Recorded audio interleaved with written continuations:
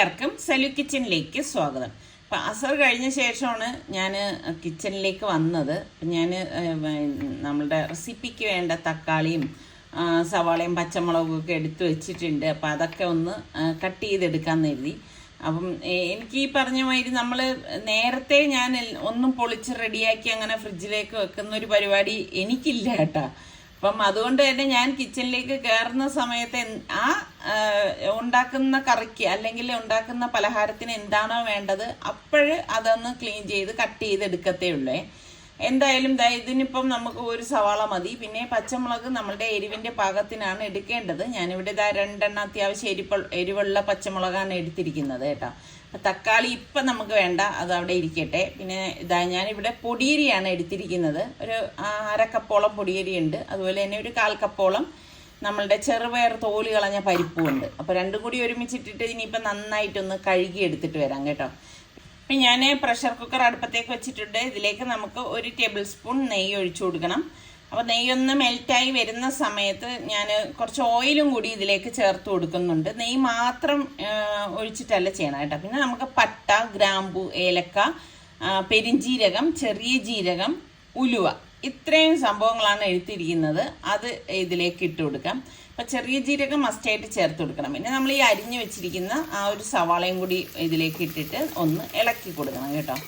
അപ്പോൾ അത് ഇങ്ങനെ മൂക്കാനായിട്ട് നിൽക്കേണ്ട ആവശ്യമില്ല. അപ്പോൾ നമുക്കിതിലേക്ക് ഇഞ്ചി വെളുത്തുള്ളി പേസ്റ്റ് 1 ടീസ്പൂണും ഈ അരിഞ്ഞെടുത്ത പച്ചമുളകും കൂടി ഇതിലേക്ക് ചേർത്ത് ഒന്ന് മിക്സ് ചെയ്ത് കൊടുക്കാം. ഇപ്പം ഞാൻ നിങ്ങളുടെ അടുത്ത് പറഞ്ഞിട്ടില്ലേ, നോമ്പ് തുടങ്ങിക്കഴിഞ്ഞാൽ എന്നും മിക്കവാറും എന്നും നമ്മുടെ വീട്ടിൽ കഞ്ഞി ഉണ്ടാവുന്നത്. അപ്പം ഇതിപ്പോൾ ഞാൻ മഞ്ഞൾപ്പൊടിയും ഗരം മസാലപ്പൊടിയും ഓരോ ടീസ്പൂൺ വീതം ഇട്ട് കൊടുത്തിട്ടുണ്ട്. ഇതിലേക്ക് നമുക്കിനി കാശ്മീരി ചില്ലി പൗഡർ 1 ടീസ്പൂൺ എടുത്തില്ല, അതിൽ താഴെയാണ് എടുത്തത്. പിന്നെ കുരുമുളക് പൊടി അത് 1 ടീസ്പൂണും മല്ലിപ്പൊടി 1 ടീസ്പൂൺ ഇട്ടിട്ട് നന്നായിട്ട് ഒന്ന് ഇളക്കി കൊടുക്കാൻ കേട്ടോ. അപ്പോൾ വ്യത്യസ്തമായിട്ടുള്ള ഒരു കഞ്ഞിയാണ് നമ്മൾ റെഡിയാക്കുന്നത്. അപ്പം അതിൻ്റെ ആ ഒരു പച്ച വാസനയൊക്കെ മാറുന്നത് വരെ നമുക്കൊന്ന് ഇളക്കി കൊടുക്കാം. ഇനി ഞാൻ മട്ടൺ ഇവിടെ ഒരു 200 ഗ്രാം എടുത്തിട്ടുണ്ട്. ചെറുതായിട്ട് കട്ട് ചെയ്തെടുത്ത മട്ടനാണ് കേട്ടോ. അതും കൂടി നമുക്ക് ഇതിലേക്ക് ഇട്ടിട്ട് ബോൺലെസ് ആണ് ഇളക്കി കൊടുക്കാം. അപ്പം നമ്മൾ ഇതിനായിട്ട് കഞ്ഞിക്കായിട്ട് എടുക്കുന്ന മട്ടണോ ബീഫോ ആണെങ്കിലും ബോൺലെസ് തന്നെ എടുക്കാൻ നോക്കണം, അതാണ് നല്ലത് കേട്ടോ. പിന്നെ നമുക്ക് ഇതിലേക്ക് പാകത്തിനുള്ള, അതായത് കഞ്ഞിക്ക് നമ്മൾ റൈസും കൂടി ചേർക്കുമ്പോൾ എത്ര ഉപ്പ് വേണോ അത് കണക്കാക്കി നമ്മൾ ആദ്യമേ ഇതിലേക്ക് ഞാൻ ഉപ്പ് ചേർത്ത് കൊടുക്കുകയാണ് ചെയ്യണത്. ഉപ്പും കൂടി ഇട്ടിട്ട് നമുക്കൊന്ന് ഇളക്കി കൊടുക്കണം.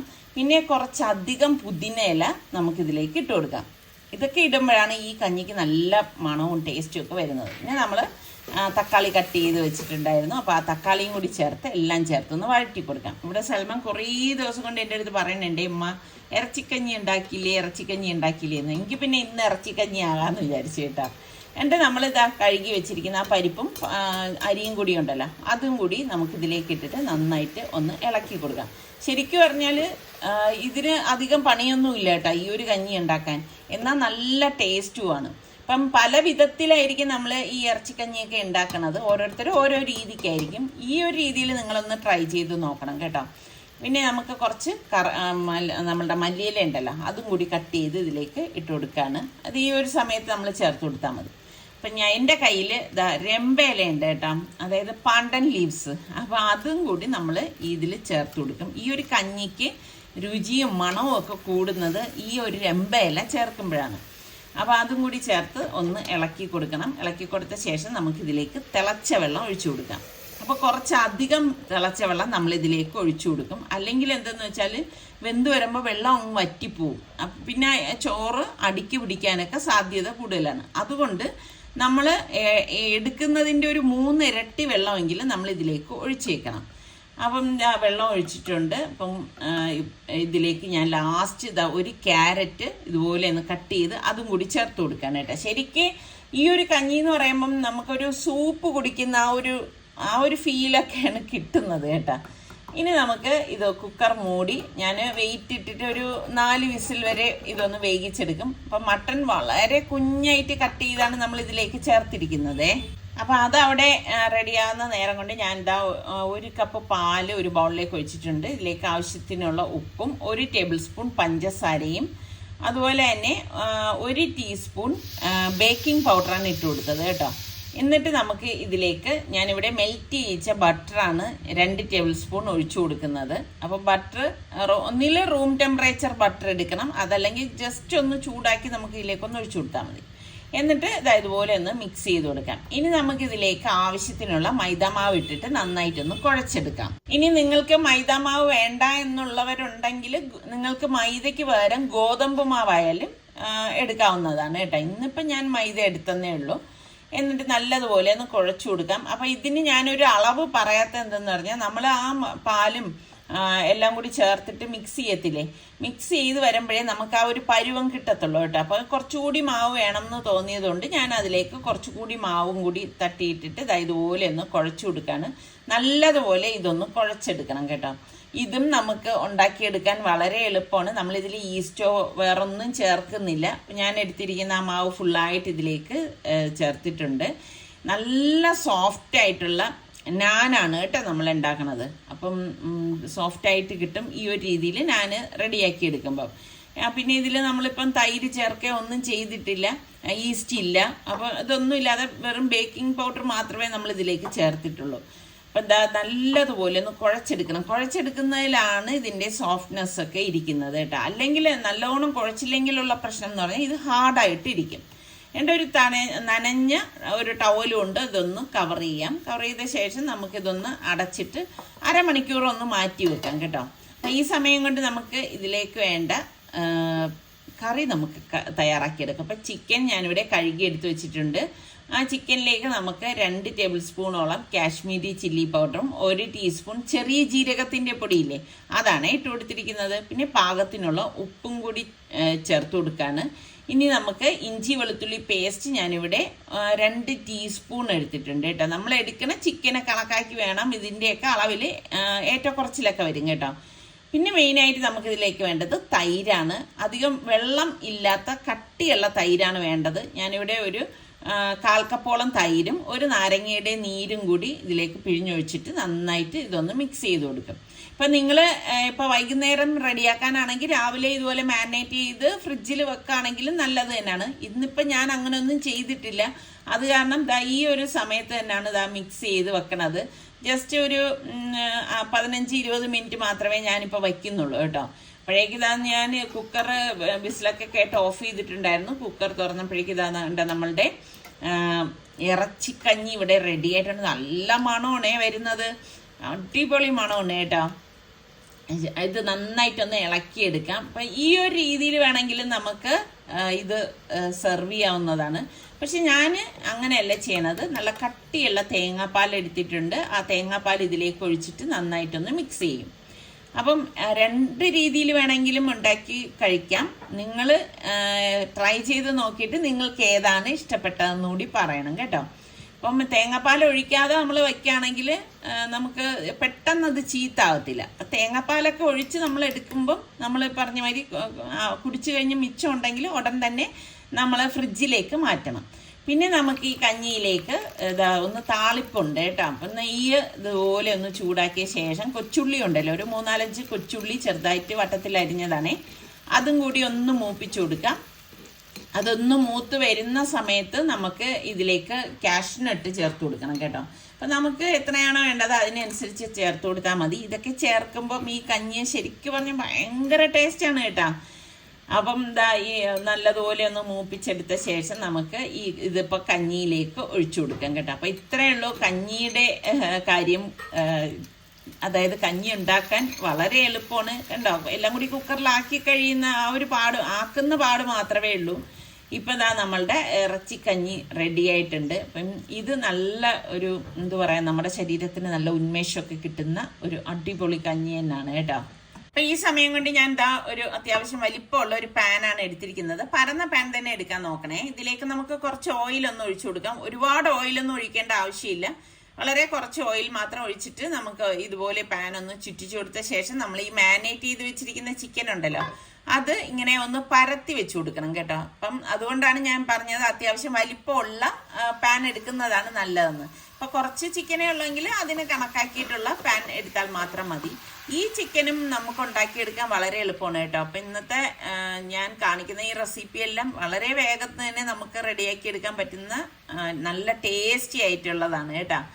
അപ്പോൾ ഇതിപ്പം നമുക്കൊന്ന് റെഡിയാവാൻ വേണ്ടിയിട്ട് ഒന്ന് മൂടി വെച്ച് കൊടുക്കാം. അപ്പം ചിക്കനിൽ നിന്ന് തന്നെ ഇനിയിപ്പം നമ്മൾ തൈരൊക്കെ ചേർത്തത് കൊണ്ട് വെള്ളം ഊറി വരും. അപ്പം ഈ സമയം ഞാൻ വിചാരിച്ചു ശരി എന്നാൽ പിന്നെ നമ്മളുടെ നാൻ തയ്യാറാക്കി എടുക്കാം. അപ്പോൾ അത് ഒന്നും കൂടി ഒന്ന് കുഴച്ചെടുക്കണം കേട്ടോ. ഞാൻ തന്നെ ഒരുപാട് വിധത്തിലുണ്ട്. പിന്നെ അങ്ങനെ പല രീതിയിലുള്ള ഞാൻ ഇതിനു മുൻപും നമ്മൾ പോസ്റ്റ് ചെയ്തിട്ടുണ്ടായിരുന്നതാണ്. അപ്പം ഇത് വളരെ സിമ്പിളായിട്ട് ഉണ്ടാക്കിയെടുക്കാൻ പറ്റുന്ന ഒരു നാൻ തന്നെയാണ് കേട്ടോ. അപ്പോൾ ദാ ഇത് ഉരുളകളാക്കി ഉരുട്ടിയ ശേഷം നമുക്ക് ഒന്ന് പരത്തിയെടുക്കണം. കാരണം ഈ സമയത്ത് തന്നെ ഞാൻ റെഡിയാക്കി എടുക്കാമെന്ന് വിചാരിച്ചെന്ന് വെച്ചാൽ നോമ്പ് മുറിച്ച് കഴിഞ്ഞിട്ട് കിച്ചണിലേക്ക് വരാൻ എനിക്കാണെങ്കിൽ ഒട്ടും താല്പര്യമില്ല കേട്ടോ. അപ്പോഴേക്ക് ശരിക്കും നമ്മൾ വല്ലാതെ അങ്ങ് ടയേർഡാവില്ല. പിന്നെ നോമ്പ് മുറിച്ച് കഴിഞ്ഞുള്ള പാത്രങ്ങളും അങ്ങനെയൊക്കെ ഉള്ളതൊക്കെ നമുക്ക് ക്ലീൻ ചെയ്യാനും ഒക്കെ ഉണ്ടാവും. പിന്നെ നിസ്കാരമുണ്ട്, പിന്നെ തറാവി നിസ്കരിക്കണം. അപ്പൊ അത് കാരണം പിന്നെ വരുമ്പോഴേക്ക് ആകെ ടയേർഡാവുന്നത് കൊണ്ട് ഞാൻ വിചാരിച്ചു ശരി എന്നാൽ ഇതിപ്പോ റെഡിയാക്കി എടുക്കാന്ന്. അപ്പൊ നമുക്കതാ ഇതുപോലെ ഒന്ന് പരത്തിയെടുക്കാം.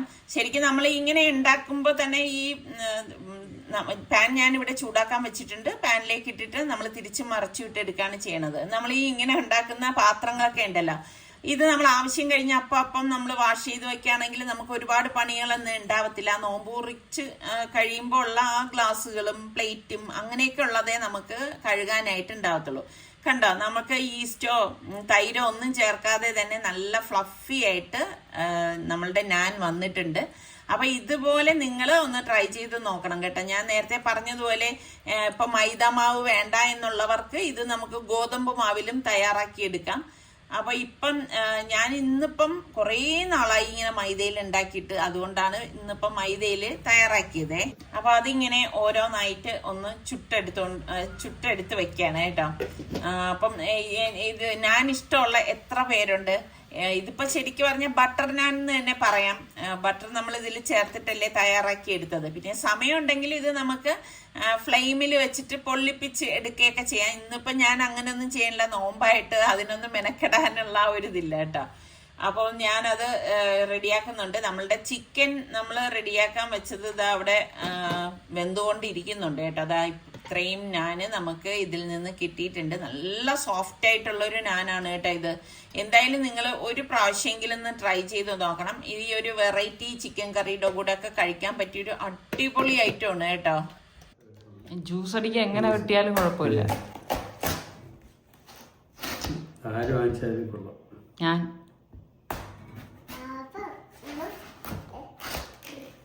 കേട്ടോ വാപ്പ ഉമ്മ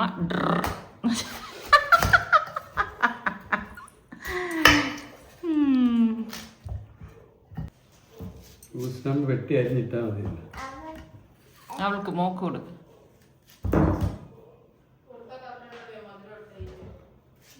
കുരു മാറ്റണേ മോളെ, കുരു മാറ്റിയിട്ട് കൊടുക്കാൻ. ഇങ്ങനെയൊക്കെ കൊഴിക്കൂല.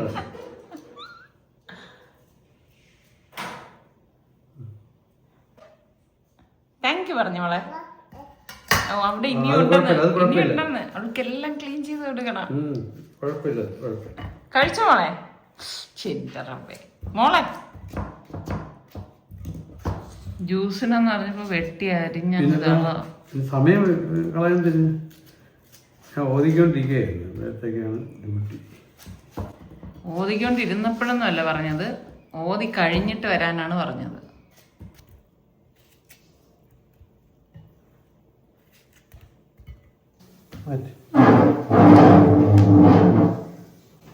സലൂനുള്ളത് മാറ്റി വെക്കുന്നത്.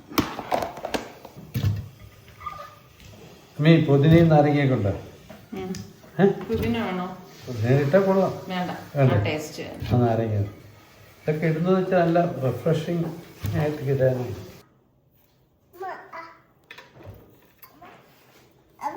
ഓ ഇതുപോലെ നാരങ്ങ.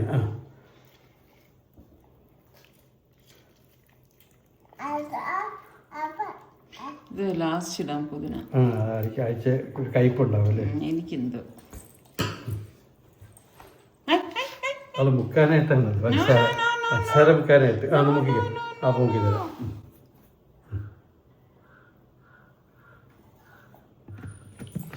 അപ്പൊ ഇന്ന് അടിച്ചു കൊണ്ടുവരാം.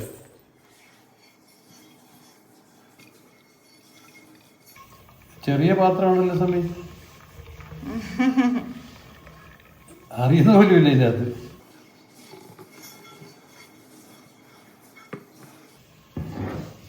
ഇത്രയും ജ്യൂസ് അടിച്ചത് നമുക്ക് കണ്ടതൊന്നും അതിൽ കുറച്ച് ക്വാണ്ടിറ്റിയേ കൊള്ളുള്ളൂ അല്ലേ? അടിയിൽ ഇഷ്ടമാര് കൊള്ളു. ഞാൻ ഐസ് ഇടണം. അപ്പൊ നമുക്ക് നോമ്പുറയ്ക്കുള്ള ഡേറ്റ്സും ഫ്രൂട്ട്സും ഒക്കെ നിസാറിക്കത് ഒന്ന് അറേഞ്ച് ചെയ്തെടുക്കാണ്. നോമ്പ് തുറക്കാനായിട്ട് നിസാറിക്ക ഉണ്ടാവത്തില്ല കേട്ടോ. നിസാറിക്ക പള്ളിയിലായിരിക്കും. പിന്നെ നോമ്പ് തുറന്ന് മഗ്‌രിബ് നിസ്കരിച്ച് കഴിഞ്ഞ ശേഷമേ വീട്ടിൽ വരത്തുള്ളൂ. പിന്നെ വീട്ടിൽ വന്നിട്ടാണ് പിന്നെ ഈ ഇതുപോലെയുള്ള ഫ്രൂട്ട്സും കഞ്ഞിയും ഒക്കെ കുടിക്കുന്നതൊക്കെ. അപ്പം ശരിക്കും പറഞ്ഞാൽ ഇപ്രാവശ്യം നമ്മൾ വലിയ ആർഭാടങ്ങളൊന്നും ഇല്ലാത്ത നോമ്പുറ ആയിരുന്നു എന്ന് തന്നെ പറയാം കേട്ടോ. കാരണം ഒരുപാട് വിഭവങ്ങളൊന്നും ഞാൻ അങ്ങനെ ഉണ്ടാക്കിയിട്ടില്ല. നിങ്ങൾക്ക് എൻ്റെ വീഡിയോ കാണുമ്പോൾ മനസ്സിലാവുമല്ലോ. അപ്പോൾ അതാ ജ്യൂസിലേക്ക് ഐസ് ഇട്ടിട്ടില്ലായിരുന്നു കേട്ടോ. ശരിക്കും പറഞ്ഞാൽ നോമ്പ് തുറക്കുന്ന സമയത്ത് ഇതുപോലെ തണുത്തതൊന്നും കുടിക്കരുതെന്നാണ് എല്ലാവരും പറയണത്. പക്ഷെ എന്നാലും നമ്മൾ ഈ നല്ല ചൂടൊക്കെ എടുത്ത് ടയേർഡായിട്ട് ഇരിക്കുന്ന സമയത്ത് നമ്മൾ നോമ്പ് തുറക്കുമ്പോഴല്ല നല്ല തണുത്ത വെള്ളം കുടിക്കാനായിരിക്കും നമുക്കൊരു ആസക്തി ഉണ്ടാവണത്. ശരിയല്ലേ ഞാൻ പറഞ്ഞത്? പിന്നെ ഞാൻ നേരെ കിച്ചണിലേക്ക് വന്നു. ഈ പാൻ അടുപ്പത്തേക്ക് വെച്ചിട്ട് ഞാൻ 2 ടേബിൾ സ്പൂണോളം ബട്ടർ ഇതിലേക്ക് ഇട്ടിട്ട് നമുക്ക് ഇതിലേക്ക് ഒരു 3 ടേബിൾ സ്പൂൺ മൈദാമാവും കൂടി ഇട്ടിട്ട് തീ വളരെ കുറച്ചിട്ടാണ് നമ്മളിത് ഇളക്കി എടുക്കുന്നത് കേട്ടോ. കരിഞ്ഞു പോകാതിരിക്കാൻ പ്രത്യേകം ഒന്ന് ശ്രദ്ധിച്ചേക്കണം. അപ്പോൾ ബട്ടറും മൈദാമാവും കൂടി ഒന്ന് യോജിച്ച് വരണം. അതുകൊണ്ട് ഫ്ലെയിം വളരെ കുറച്ച് തന്നെ ചെയ്യാവൂ. പിന്നെ ഇതിലേക്ക് നമുക്ക് 1 കപ്പോളം പാല് ഞാനിവിടെ എടുത്തിട്ടുണ്ട് കേട്ടോ. ഇത് ഫ്രഷ് മിൽക്കാണ് എടുത്തിരിക്കുന്നത്. അതും കൂടി ഇതിലേക്ക് ഒഴിച്ചിട്ട് നമുക്ക് ഇളക്കി കൊടുക്കാം. അപ്പം ഇതുപോലെ കട്ടകൾ ഉണ്ടായാലും നിങ്ങൾ പേടിക്കേണ്ട, അത് ചൂട് കൊണ്ട് മെൽറ്റ് ആയിക്കോളും. അപ്പം നമ്മൾ ഇളക്കിക്കൊണ്ടിരിക്കണം. ഇളക്കിക്കൊണ്ടിരുന്നില്ലെങ്കിലുള്ള പ്രശ്നം എന്ന് പറഞ്ഞാൽ അത് വല്ലാതെ കട്ട കിട്ടും. അപ്പം അങ്ങനെ വരാതിരിക്കാൻ നമ്മൾ ഇതുപോലെ ഒന്ന് ഇളക്കി കൊടുക്കണം. എന്നിട്ട് നമുക്ക് ഇനിയിപ്പം ഈ ഒരു സോസിലേക്ക് കുറച്ച് പൊടികൾ ചേർത്ത് കൊടുക്കും. അപ്പം ഞാനിവിടെ ഒറിഗാനോയും അതുപോലെ തന്നെ നമുക്ക് കുരുമുളക് പൊടി ഉണ്ടല്ലോ, അതും ഗരം മസാല പൊടിയും എല്ലാം ഓരോ ടീസ്പൂൺ വീതമാണ് ചേർത്ത് കൊടുക്കുന്നത്. എന്നിട്ട് നന്നായിട്ട് ഒന്ന് മിക്സ് ചെയ്ത് കൊടുക്കുമ്പോൾ നമ്മളുടെ സോസും റെഡിയാണ്. ഞാൻ പറഞ്ഞില്ലേ, ഈ ഒരു ചിക്കന് വളരെ വേഗത്തിൽ തന്നെ നമുക്ക് റെഡിയാക്കി എടുക്കാൻ പറ്റുന്ന ഒരു ചിക്കൻ തന്നെയാണ്. നല്ല ടേസ്റ്റാണ് കേട്ടോ. അതുപോലെ നാന്, ഫ്രൈഡ് റൈസ് ഇതിൻ്റെ കൂടെയൊക്കെ കഴിക്കാൻ പറ്റിയൊരു അടിപൊളി ഐറ്റമാണ്. അപ്പം ഞാൻ ഇതാ ചിക്കൻ്റെ അടപ്പൊന്ന് മാറ്റിയിട്ട് ഇളക്കി കൊടുക്കുകയാണ്. അപ്പം ഇത് നമ്മൾ അടുപ്പത്തേക്ക് വെച്ചിട്ടുണ്ടായിരുന്നെങ്കിലും ഇടയ്ക്കിടയ്ക്ക് ഇതുപോലെ ഇളക്കി കൊടുത്തിട്ടുണ്ടായിരുന്നു കേട്ടോ. അപ്പം അതിൻ്റെ ആ ഒരു ഗ്രേവിയൊക്കെ അതിൽ നിന്ന് നമ്മൾ തൈരൊക്കെ ചേർത്തത് കൊണ്ട് തന്നെ ഗ്രേവി ഒരുപാടുണ്ടായും. അതൊക്കെ ഒന്ന് വറ്റി വന്നിട്ടുണ്ട്. എന്നിട്ട് നമുക്കത് ഇതുപോലെ ഒന്ന് ഇളക്കി കൊടുക്കണം കേട്ടോ. അടി ചേർത്ത് വേണം നമ്മളൊന്ന് ഇളക്കി എടുക്കാനുള്ളത്. നല്ല മണം വരുന്നുണ്ട് കേട്ടോ. എന്നിട്ട് ഇതിൻ്റെ മീതെ നമ്മൾ ഈ തയ്യാറാക്കി വെച്ചിരിക്കുന്ന സോസ് ഒഴിച്ചു കൊടുക്കാം കേട്ടോ.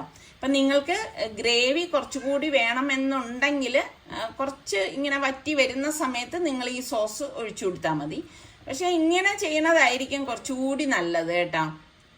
അപ്പം ഈ സോസ് ഫുള്ളായിട്ട് നമുക്ക് ഇതിലേക്ക് ഒഴിച്ചു കൊടുത്ത ശേഷം ഇനി ഇതിലേക്ക് നമുക്ക് ചീസ് ഇട്ട് കൊടുക്കാം. മൊസറല്ല ചീസാണ് നമ്മൾ ഇതിലേക്ക് ചേർത്ത് കൊടുക്കുന്നത് കേട്ടോ. അത് ഞാൻ ഇതുപോലെ ഒരു കൈപ്പിടിയോളം എടുത്തിട്ടുണ്ട്. എന്നിട്ട് നമുക്ക് ഇതുപോലെ ഒന്ന് ചേർത്ത ശേഷം കുറച്ചധികം മല്ലിയില കട്ട് ചെയ്തിട്ട് കൊടുക്കാം. കാണാൻ നല്ല ഭംഗിയും അതുപോലെ തന്നെ കഴിക്കാൻ നല്ല ടേസ്റ്റും ആയിട്ടുള്ള ടർക്കിഷ് ചിക്കനാണിത്. അപ്പം ഞാൻ ഇതിൻ്റെ റെസിപ്പി ഞാൻ പറഞ്ഞില്ലേ, ഇതിന് മുൻപും കാണിച്ചിട്ടുള്ളതാണ്. അപ്പം ഇന്നിപ്പം ഈ ഉണ്ടാക്കിയത് നിങ്ങളുടെ കയ്യിൽ ചിക്കനൊക്കെ ഇരിപ്പുണ്ടെങ്കിൽ നിങ്ങൾ ഒരു പ്രാവശ്യമെങ്കിലും ഉണ്ടാക്കി കുട്ടികൾക്കൊക്കെ കൊടുത്തിട്ട് അഭിപ്രായം എന്താണെന്നുള്ളതൊന്ന് പറയണം കേട്ടോ. ഞാൻ പറഞ്ഞില്ലേ, കുബൂസിൻ്റെ കൂടെയും ചപ്പാത്തിയുടെ കൂടെയൊക്കെ കഴിക്കാൻ പറ്റിയ വ്യത്യസ്തമായിട്ടുള്ള ടേസ്റ്റിലുള്ള ഉണ്ടാക്കിയെടുക്കാൻ വളരെ എളുപ്പമായിട്ടുള്ള ഒരു ചിക്കൻ തന്നെയാണ്. അപ്പം ഇതൊക്കെയാണ് നമ്മളുടെ ഇന്നത്തെ മെനു എന്ന് പറയുന്നത്. അപ്പം ഇഷ്ടപ്പെടുകയാണെങ്കിൽ നിങ്ങൾക്ക് ഇതിൽ ഏത് റെസിപ്പിയാണ് ഇഷ്ടപ്പെട്ടതെന്നുകൂടി ഒന്ന് കമൻറ്റ് ചെയ്യണം കേട്ടോ.